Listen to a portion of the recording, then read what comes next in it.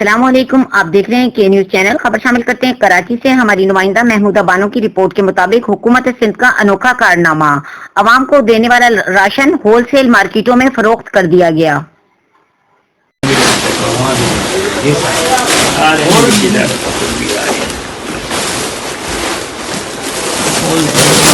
देखो ना यार, ये सारा ये देखो ये माल जो सब कहाँ जा रहा है? वो कोने वाला बोरा भी उतार सारा होलसेल स्टोरों को बेच रहे हैं। और भी इधर भी है। ये सारे बोरे पड़े हैं।